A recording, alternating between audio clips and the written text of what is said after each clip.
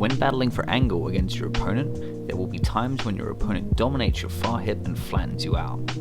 In order to counter this, you need to hip escape off your opponent's hip using your knee. Now this is the same hip escape used in the third level of closed guard drill. Your goal when creating this angle change is to move to a knee shield half guard. At this point, your opponent is in a dilemma. If they stay where they are, you'll be able to insert your knee shield.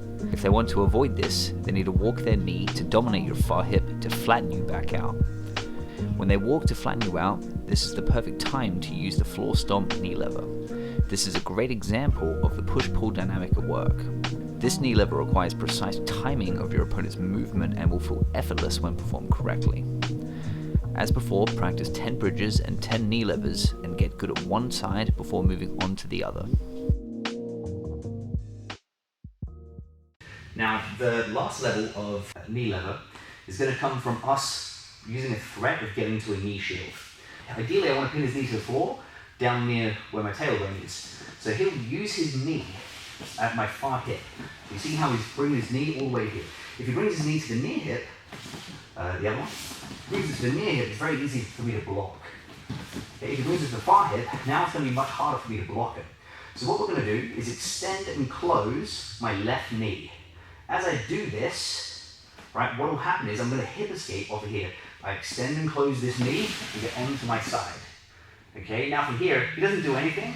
I'll start inserting my knee and moving to a knee shield. I can also pair this with a biceps crossface or I can frame on his lat here and perform this hip escape. I'm using my hand on his hip as well to keep his hip back. So if he's dominating my far hip and I recognize I just can't get to it, I can do this hip escape. Now from here, my knee's in, I cross my feet, and we're in a knee shield. So what will happen is, as I go to do this hip escape, he'll recognize this. So as I start hip escaping, what he'll do is he'll start walking to start driving my hips back down towards the floor. So you see from here, I've now brought this foot to block his knee. Ideally, we want to use this inside foot to block his knee for the knee lever. Right? The outside foot, you can make it work, but it's not going to be as strong. I want this foot blocking his knee. This other foot's going to go on top. I'm going to pinch my knees together and point my knees across. You hit a sticking point. This is where you push his hip down and you go up and across.